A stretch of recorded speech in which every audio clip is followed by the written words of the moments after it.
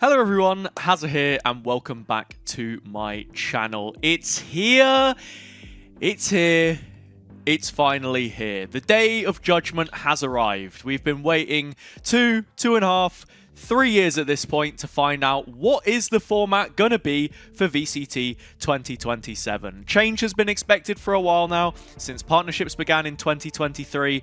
People have had mixed opinions about it, but now we get a look at what the future holds for competitive Valorant. Naturally, there is a lot to talk about in this video, so if you want a quick recap of everything, may I suggest a short form version, which I already recorded. You'll be able to find that up in the card somewhere. I also posted it on Instagram and TikTok if that interests you. But this is more of a chance, this video, for me to dissect and take a deep dive into what is coming up for VCT 2027, what my opinion on it is, what I think the positives are, what maybe I'm a little bit apprehensive about, and where we see this going, honestly, because my initial thoughts are very good, very happy. A more open system for Valorant, which hopefully means more competition for everyone. So as you can see here on Twitter, the Valorant esports account, Riot Games have released what VCT 2027 entails. It's partnered up with a fun little video where Leo Faria and everyone else are going through what exactly is coming up, but I'm going to be walking you through it essentially. So for a start, we've got the core principles of what VCT 2027 is about, and I will explain that to you. So, first of all, every match should carry weight. This is a complaint that people had about the league format before. You had some meaningless games, which were essentially for seeding in playoffs. They weren't qualifying you to anything. They didn't go anywhere. So, leagues are now done. We've moved purely to a tournament format, much like what we saw at the start of this year with Kickoff. Expect more triple elimination, I would anticipate, and events like that. Next on the list, the path to global events should be open. So we have open qualifiers for every single stage of VCT. If we scroll all the way down and skip ahead a little bit, there is still 3 stages in the year. Your Kickoff, your Cup 1 and now Cup 2, as they are known, but essentially it follows the same kind of trajectory that your previous VCT year would. You have 3 qualification windows to 3 international events, the final of which is Champions. The difference this time is they are open, and anyone at any point in the year can join in and get involved. So that's a big plus for me, and probably the most sweeping of the changes. The final little part here is that we should be visiting more locations, and what that means is that actually when you look at the makeup of each region, which even through its own qualifiers is still locked to EMEA, Pacific, Americas and CN, broadly speaking, there are more little sub-regions now which are starting to crop back up, which reminds us of what the format was like before. I think this is the general consensus that I've seen from a lot of people. We're returning to a pre-partnership era format for the most part, which means, yeah, you have qualifiers from Korea, for example, Brazil, Japan, APAC, into these smaller regional divides, which we'll get onto in just a little bit. This change is also a big boost for those local communities and actually giving back to the grassroots just a little bit. So moving onwards to what the partnerships then actually look like, because as we know, 2023 to 2027, it was a 4-year window, and a lot of the original partners that we had are still kicking around, right? But maybe they've not fielded the most competitive rosters.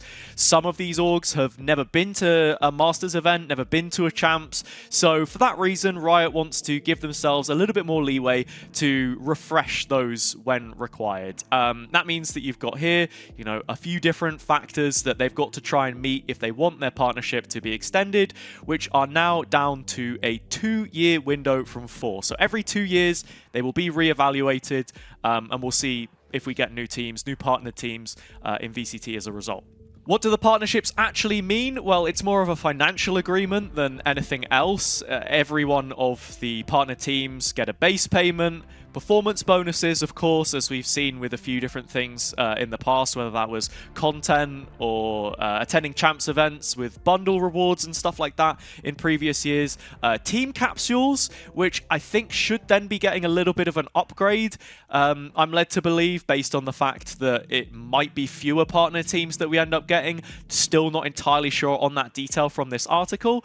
And from the competitive standpoint, they will have direct seeding. So they still have to play in the qualifiers. I think this is an important detail to mention. Your partner teams don't get a direct pass into these cups like you would have had in, say, the Counter-Strike esports system that they had before VRS, when you had a lot of direct invitees to your Blast events, for example. They still have to go through these qualifiers. They just have better seeding. They're skipping the round 128 against God knows who. Burger Boys in round 256. I'm sorry, any Burger Boys fans or whoever. They're not playing against your average Premier 5-stack. They are going into the slightly later rounds of competition. I would argue probably round of 32, round of 48, something like that. So they're not having to play an egregious amount of games to actually get in. But why is that? Open qualification. This has to be the headline of the VCT 2027 changes. So non-partner teams now can make it into these international events, in the matter of one stage. Say, for example, you had a BBL Pacific story, a Nongshim story, or Sin Preza as it was. They then have that chance to go all of the way. And I know that this was teased a little bit in the 2026 format now, that teams can go from challengers, but it gives them a more direct opportunity. And it doesn't feel like we're doing any of the waiting anymore. If there's a story happening, then it has the green light to immediately go and find success at the highest level. Really, we're pushing these teams as far as they can possibly go. And I'm super happy about that. For teams like Enterprise, for example, in 2026, I think they will be the best example that we get. Absolutely dominant regionally. And when it comes to the EMEA stages, I don't think another team can hold a candle to them. They even beat quite a few partner teams in EMEA Clash. You're expecting to see them in Stage 2 pushing for a champ spot, or at least challenging some of the authority that we have in EMEA. This is the regional example that I'm going to give. For them now, in 2027, it's a different story. They're already looking at those qualification windows throughout the year in Masters events and Champions events, not just at the end of the gauntlet. So this is a really positive change. Of course, rosters are expensive as well. It gives more orgs an incentive to say, actually, maybe we do want to invest into Valorant. It also means that if there are organizations that didn't make it into partnerships, they can now go ahead and give that a second try. The prize pools are huge. Something that was mentioned, I think, a little bit later on here is that there's also going to be travel support for those teams. So like some esports have what's called frequent flyers, when you attend multiple different events, you get more funding to be supported to attend those, and see here like visas and travel and stuff. That's something that these teams will now be able to unlock. Now, sure, the non-partner teams, they're not going to get their own bundles, they're not going to get stuff like that, but there are still stipends that they'll be able to take, and if they place well in these events, then they may even be reconsidered for partnerships when that next 2 years then rolls on. I already spoke about qualification a little bit there with a tier 2 example, and we've got to talk about the elephant in the room. All of these cool changes have affected tier 1, but that affects tier 2 as well. John Riot's taken him out back. He's gone.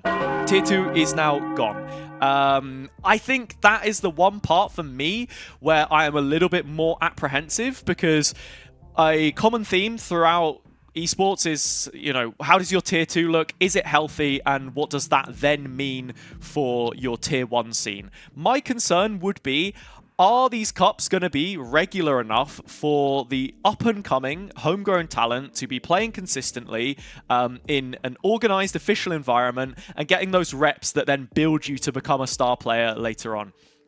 I'll give the example of Ulf and BBL. They were both playing regionally within Turkey consistently throughout the year, and that helped make them the players that they were when they went onto those interregional stages. Now, we do have the qualification pathways, and my camera is blocking a couple of them, but you can roughly see on the Pacific side, you've got Southeast Asia, Japan, Korea, and South Asia. CN is just CN. In EMEA, we've got EU, MENA, and Turkey, the example that I already gave. And then North America, LATAM, and Brazil getting split up. And I'm imagining because cups are on LAN, that then means these are your online qualifiers, then your cups are the LAN portions that are still being played, similar to the international leagues we have at the moment.